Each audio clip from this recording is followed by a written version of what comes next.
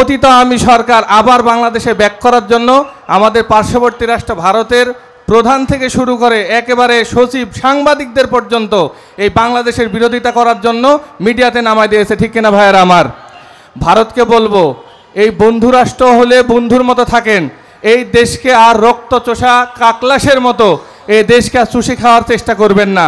এ দেশের মানুষ ঘুরে দাঁড়িয়েছে, এই দেশের মানুষ প্রয়োজনে আপনাদের বিরুদ্ধে আবার অবস্থান তৈরি করবে, ঠিক কিনা ভাইয়েরা আমার? আজকে এই বাংলাদেশের অনেক রাজনৈতিক দল স্বপ্ন দেখছে, ভারতের প্রেসক্রিপশন বা ভারতের দালালি করে এই দেশে ক্ষমতায় আসার স্বপ্ন দেখছে। এই বাংলাদেশের মানুষ কিছুদিন আগে যে দেশের মানুষ ঘুরে দাঁড়ালো আওয়ামী লীগের মতো স্বৈরাচারকে, সারা বাংলাদেশে প্রত্যেকটা রাষ্ট্রযন্ত্র যার দখলে ছিল তাকে বিনা পানিতে। এই পর্যায়ে আমাদের সামনে বক্তব্য নিয়ে আসছেন ইসলামী আন্দোলন বাংলাদেশ ঢাকা মহানগর উত্তরের সংগ্রামী ছাত্র যুব বিষয়ক সম্পাদক, সংগ্রামী জননেতা ইঞ্জিনিয়ার গিয়াসউদ্দিন ফরস। বক্তব্য রাখছেন ইঞ্জিনিয়ার মোহাম্মদ গিয়াসউদ্দিন ফরস।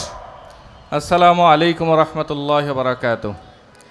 ইসলামী যুব আন্দোলন বাংলাদেশ ঢাকা মহানগর উত্তর কর্তৃক আয়োজিত আজকের এই নগর যুব সমাবেশে উপস্থিত আজকে অনুষ্ঠানের প্রধান অতিথি, বিশেষ অতিথি, সভাপতি সহ সামনে উপবিষ্ট দায়িত্বশীল ও নেতাকর্মী ভাইয়েরা,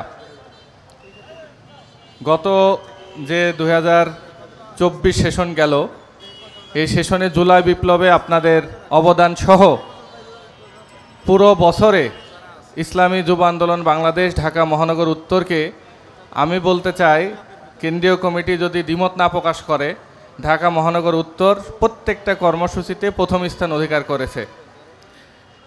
আর বিশেষ করে সর্বশেষ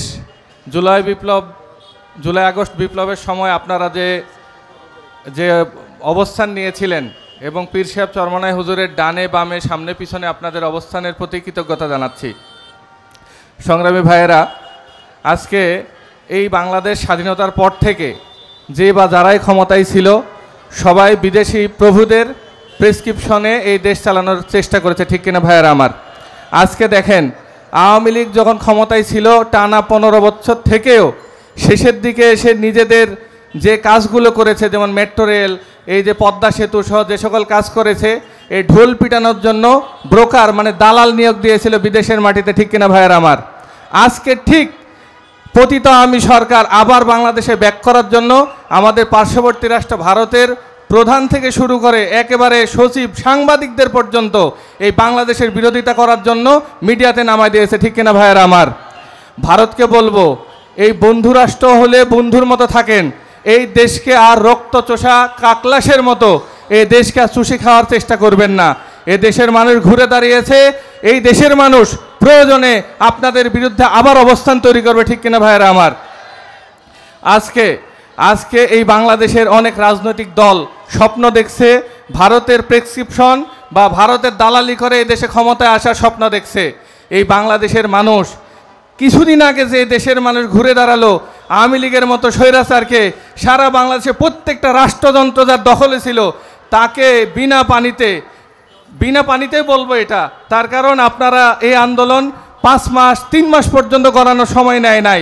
আর আপনারা যারা ভারতের দালালি করে এই দেশকে আবার নিজেদের দখলে নিয়ে স্বৈরাচারী শাসন প্রতিষ্ঠা করার চেষ্টা করতেছেন বা স্বপ্ন দেখতেছেন, আপনাদের এই স্বপ্ন হচ্ছে দিবা স্বপ্ন, আপনাদের স্বপ্ন দিবা স্বপ্ন। দয়া করে দেশ ও জাতি, ইসলাম দেশ ও জাতীয় মানবতার পক্ষে অবস্থান নিয়ে কাজ করার জন্য চেষ্টা করুন। এ দেশের প্রত্যেকটা মানুষ, সচেতন মানুষ আপনাদের সাথে থাকবে, আমরা আপনাদের সাথে থাকবো। আল্লাহ পাক রব্বুল আলামিন আমাদের দেশ জাতীয় ইসলামের পক্ষে কাজ করার তৌফিক দান করুক। আসসালামু আলাইকুম রহমতুল্লাহ।